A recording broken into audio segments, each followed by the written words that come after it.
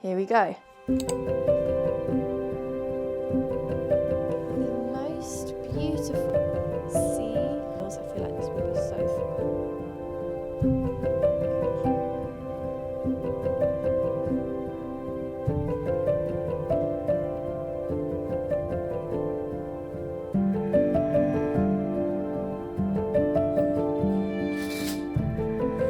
I finished my crochet blanket last night. This actually didn't keep me occupied for as long as I thought it would because I was obsessed with working on this. I find granny squares and granny stitch just so addictive, and I've used up all the yarn. That was my goal. This is the only yarn that I have left. I wouldn't have been able to make it round one more time with this. I cut all the loose ends, oh here's another one, last night, but I'm sure I've missed a few, so I'll just keep cutting them. Let's turn you around actually so you can see it properly. Here we go. Hey! It actually turned out massive, which is good. Like, this is pretty much almost the length of me. The outside of this, like the last few rows, really turned out to just be the German flag, but I think sort of overall you can't really notice too much. It's a tricky colour scheme if you're not including the blue, but I think in the summer this could look so cute as well, just on the grass to lay on. But yeah, super happy with this. I have also been working on another poncho. I'm using the green colour of the Yarn Arts Linen Soft, which I did have to order from like Italy, I think, so the shipping was just as much as 3 skeins of yarn for this. I'm using a slightly larger needle for this than I did for my grey one because I wanted this to be a little bit bigger but also a bit looser than the grey one. So this is how the mesh sort of is looking, and I'm now working on the second panel. Instead of sewing them together, I've just picked up like 70 stitches along the side, and then I just need to sew one side together at the end. I did release somewhat of a pattern for this. This is the summer poncho. It's a very basic pattern because it is just rectangles and it's just like one size, but it's so easily adaptable to however long and wide you want it to be that I think even a total beginner would be able to, you know, amend it to how they want.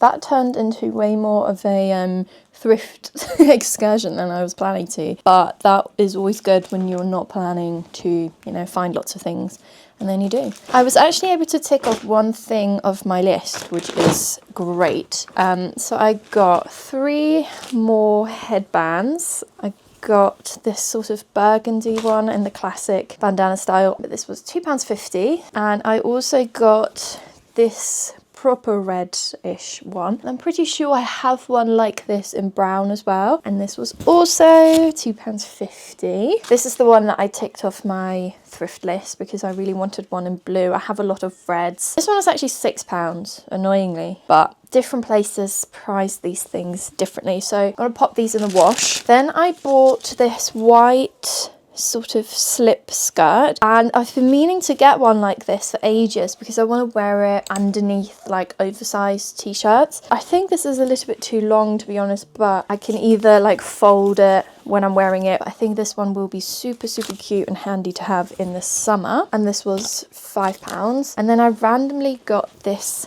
bit of fabric. It's like a square with some sort of eyelet hole designs and a floral embroidery, and this was only £2, so I thought this could be worth a try using this as a curtain. And then I got this massive tablecloth It was £10, but I do think this is like the perfect size for our table downstairs, and I haven't got a tablecloth for it. And this is like the most beautiful embroidery design, this sort of embroidery, and then the edges are also really, really cute. Embroidery on this is so beautiful.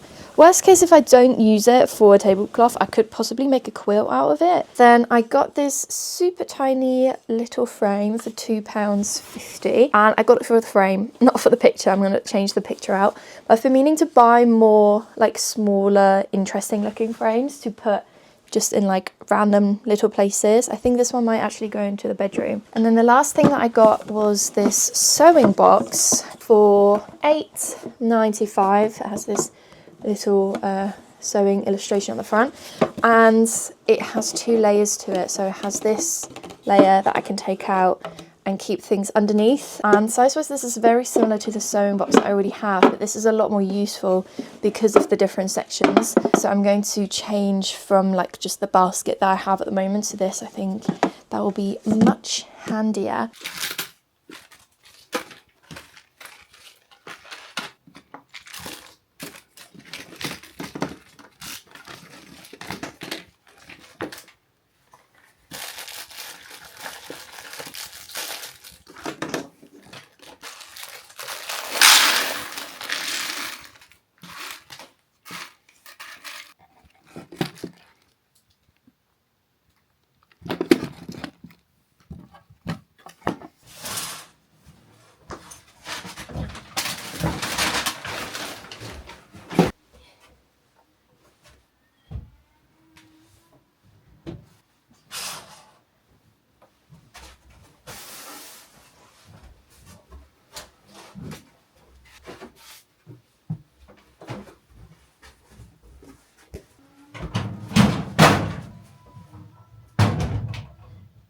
I emptied out a tall, slim IKEA Billy bookcase that we used to keep in our bathroom because I thought I wanted it up here. But then I realised I don't really have anything to put in it, and I don't really want to like put more things up in this room. And I actually cleared more stuff out. So these are 4 bags that I'm now getting rid of instead of 3. I put the blue filing cabinet back to where it is. It's empty now, so I can put things in there. There's an empty spot down here, and I now have all my books in here as well, which is weird because I've never actually had any of my like knitting books or stuff in my knitting room, so now this works quite well. Got some magazines, some quilting books, all my knitting books, some scrapbooks, and the Stitch by Stitch series that I got on eBay. This is all empty. I need to figure out where I'm gonna put them. There's some fabric scraps and some knit and crochet things that I need to find room for. This box is basically empty. This has all my current project yarn in there. And yeah, more room up there. So I definitely don't need more storage.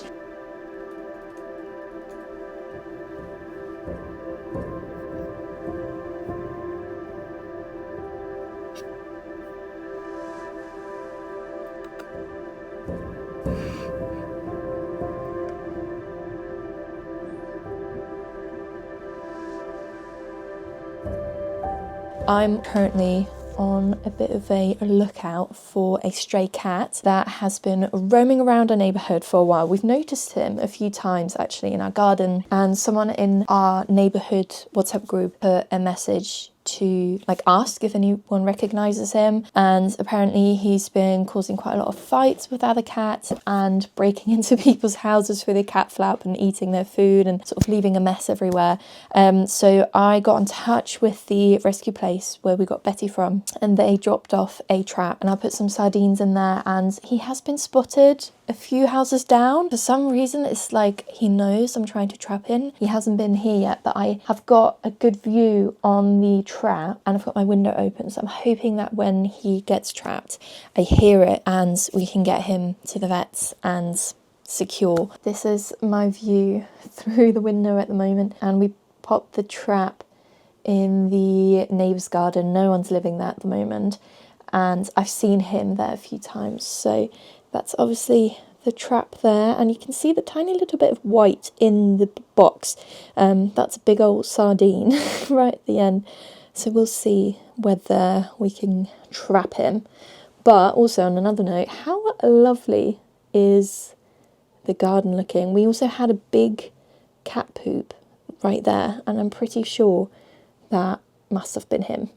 I still have a few rows that I need to unravel to get right under the armhole. I think I'm going to redo the picking up the stitches and stuff. I've made a big ball of all the brown that I've unravelled, so I'm just going to quickly go through this box as well. Actually, this is a bunch of other random yarn in there, and it's getting a bit messy and a bit tangled.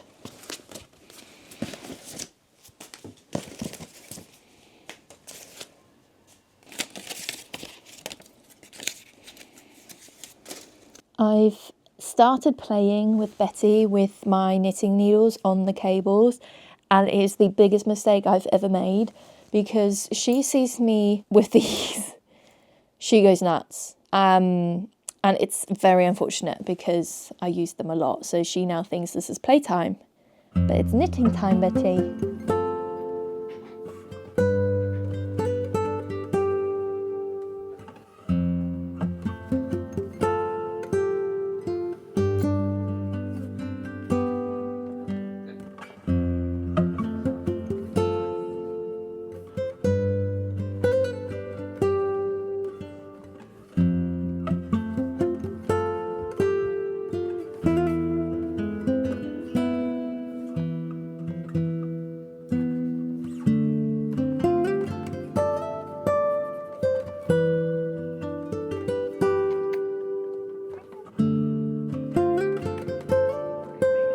I completely forgot I had a sound bath booked in for tonight, so I'm going to head back into the city, bring my knitting. I'm going to be there a little bit earlier so I can grab a little drink beforehand, and yeah, do some knitting, and then it's an hour and a half of a sound bath, and I guarantee you I will fall asleep. I am so sure. In terms of the jumper, it was a bit tricky to pick up the stitches again, especially because I had to also then cast on more stitches for the armhole, but I managed it, and I'm now able to just continue, well, to redo all the work that I've done before, going down, and I'm this time including some increases around the sides. And like I said, if the maths lines up with the fabric drape, then hopefully this time around it'll fit me a lot better.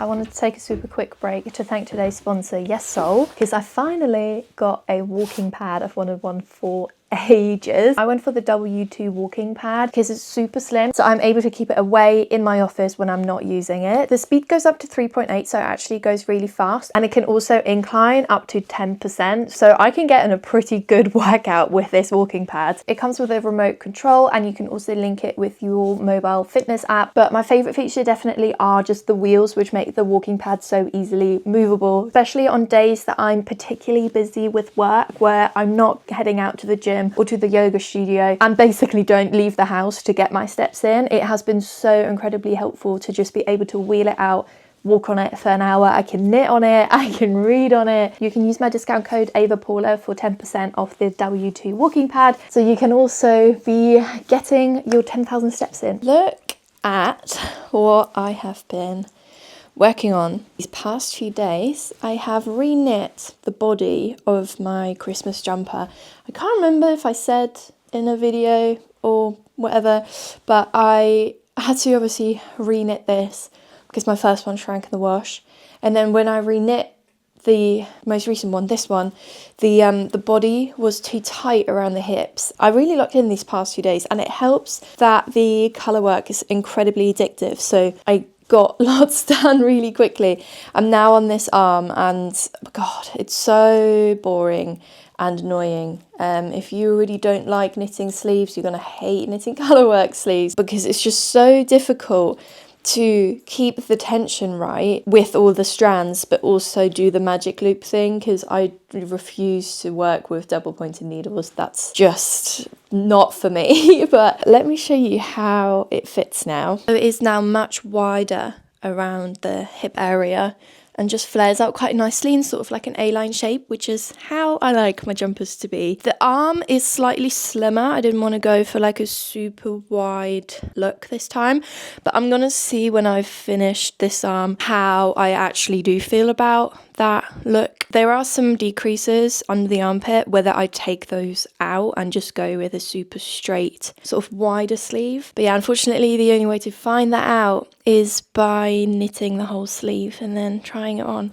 I was invited to tour the new exhibition at the Sainsbury's Centre, which is a museum here in Norwich, and I don't really know what to expect from it, to be honest, but obviously I said yes because I love looking at art. I'll be taking my knit poncho. This is sort of where I'm at. It's a bit tricky to like see the sort of layout of it until it is actually done, but this is kind of like the gist of it. You know, I think that's actually the front panel. I don't know. This is looking a lot smaller than what I was hoping for, but yeah, this is an easy one to just work on while I'm like waiting. I might also grab a coffee beforehand.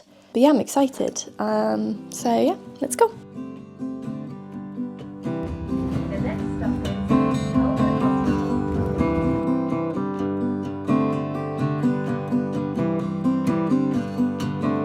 Oh my, everything goes by. Toss it on the fire, lest it weighs you down. How the real seems to tease out our weakest points. So wide be our open eyes when we realize we are weightless now. A well without a bottom found inside, like a well without a bottom found inside. Take care that you don't end up with a cement heart. Take care that you don't end up with a cement heart. Please take care that you don't end up with a cement heart. Take care that you don't end up with a cement. You know, I have decided to try and do the sleeve a little bit differently, at least on one of them. So I've taken my needles off this sleeve. Yeah, literally just taken the needles off.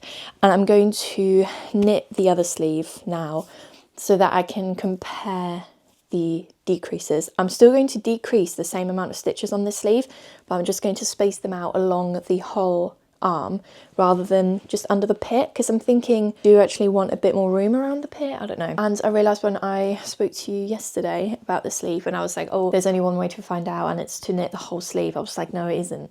I don't need to knit the whole sleeve to figure out whether I like it or not. So hopefully with this, I'm going to save myself a lot of frogging and unnecessary knitting. The exhibition at the museum yesterday was so cool. I didn't realise that they have a pay if or what you want scheme.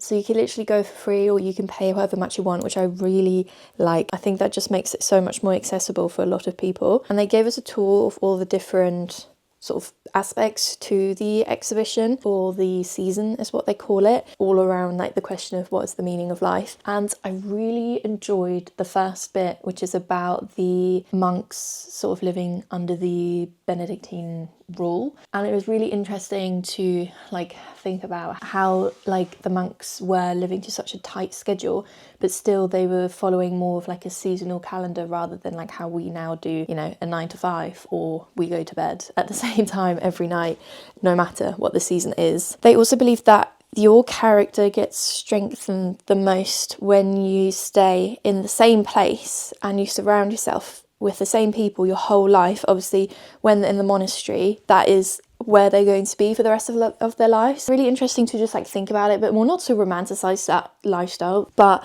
to just put it into perspective to how we live now, because I feel like the rhetoric nowadays is that you need to travel as much as you can to not get stagnant, to constantly do new things. And I have that a lot, where I can feel myself getting sort of stuck or stagnant and wanting to do something completely different, reinvent my life. Like this whole idea online of like rebranding and stuff is so excessive, I think, in some regard. Like it's definitely about sort of striking a balance, but I thought it was very like thought-provoking. And then there was also a section about play, which was so fun and interesting, about how important play is still as an adult to, I don't know, like nurture your adult development, which I very much believe in. I think the majority of adults aren't like playful enough or experimental enough, and I often think about it more in like the fact that adults don't learn new things at all most of the time. You know, we leave school, we leave university, we enter a job, and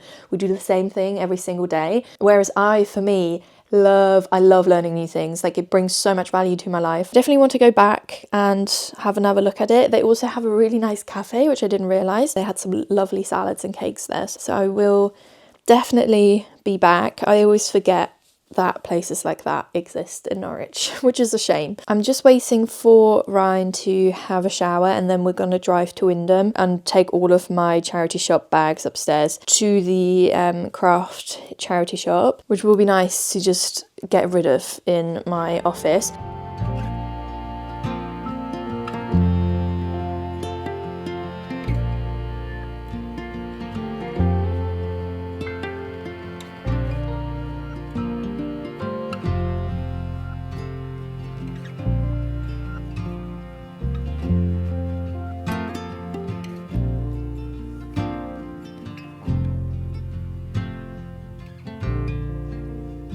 I am currently working on yet another Heidi cardigan, but for this one I'm filming a tutorial to go alongside the pattern. I'm filming it in a way where it doesn't give away the pattern. Like I'm not giving specific stitch amounts, row amounts. You will need to purchase the pattern for that, but this is more kind of showing the stitches, breaking up the sections. And my main goal really with the tutorial is to help complete beginners understand reading patterns. I feel like maybe having a visual guide might help reading the pattern as well, and then hopefully any pattern after the Heidi cardigan will be a lot easier to follow. That's the idea. But I'm working with Drops Nepal and creating this brown blue stripe. I really love it. I've made a sort of block colour hem, and currently I'm making my way down one of the front panels. I feel like this will be so fun to wear. But yeah, it's a weird process because I'm kind of knitting whichever section I've just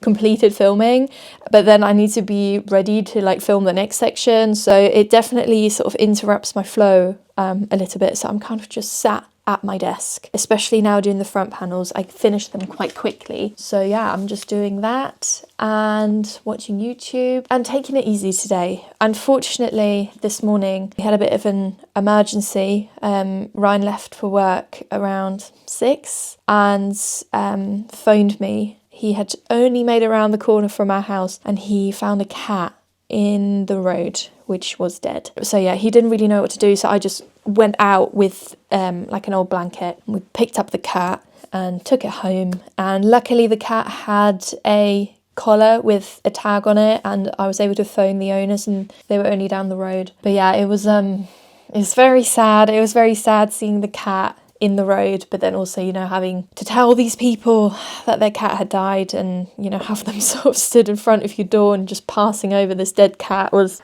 it was a lot. So I'm just taking it easy today. Also, speaking of cats, we unfortunately had no luck catching the stray, and the rescue needs the traps back because they have like other cats to rescue, which is fair. We saw him walk past the trap multiple times.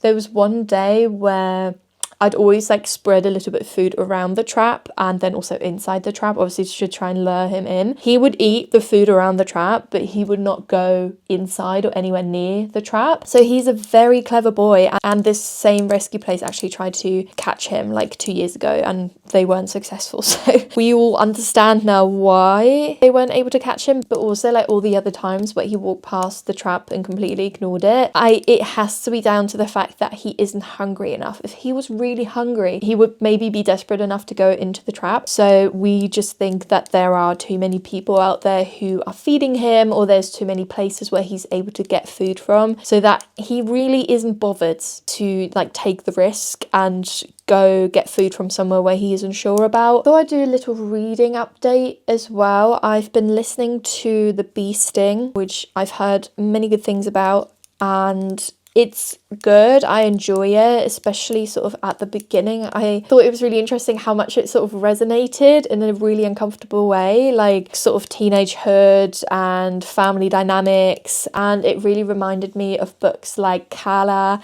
and the one by Eliza Clark, I forgot the name, but that kind of vibe. Just The Bee Sting is just without like murder. It isn't a thriller, it's just sort of like a insight into this family life. I'm not like super invested in it. I find it maybe a little bit boring, maybe because I kind of want that sort of thriller element. I feel like it would work really well with this story setup. I also finished Permanence by Sophie McIntosh last night. I unfortunately am in a massive reading slump. I've had this with the last couple of books that I read as well, so it feels unfair to give a review on books when I'm in this weird sort of reading slump. I don't think it's going to give a very accurate description of what the book is actually like, but unfortunately this Sophie McIntosh isn't one of my favourites. I think the plot and sort of storyline of this cheating couple, affairs, this sort of very sad relationship dynamic, it just didn't really interest me very much, and I found it very frustrating because this couple is basically going back and forth between like being together, choosing not to be together, being brought back together, and they're just so toxic for each other that it was just getting really draining and repetitive,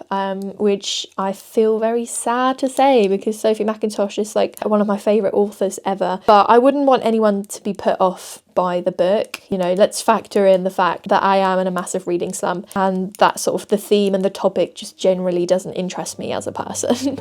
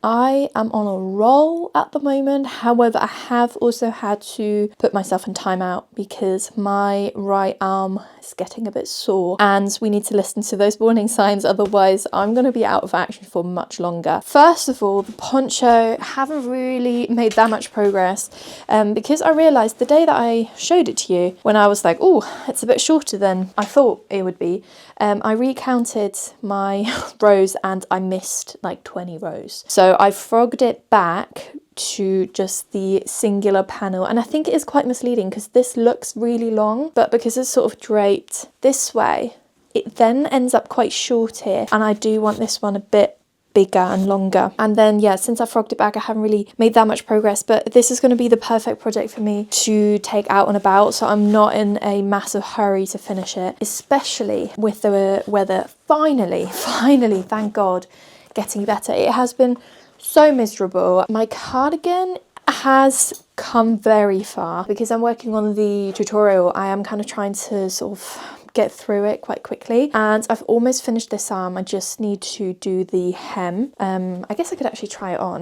So this is how the cardigan is looking. Like I said, just the hem, and I just know that this is going to stretch out quite a lot because of the way like the fabric feels. So I think this is going to be the perfect length. And yeah, just do the same on the other side, and then I can't wait to wear this. And then this is the Christmas jumper. I frogged back the first arm that I made because I do much prefer this one. I don't actually know if I showed you, but this is the new reknit arm where spaced out the decrease is a bit more, and it feels a lot roomier under the armpit, which is perfect. But then it still isn't like super flared out because I took some stitches away by the time it gets to the hem. So and I'm going to just do the same along here as well, and then I can block this. Well, I can add the duplicate stitch snowflakes on there because there's some sort of smaller details missing that I didn't want to include in the bigger design because I didn't want to add any more floats. Let me just change back into this because this is quite warm.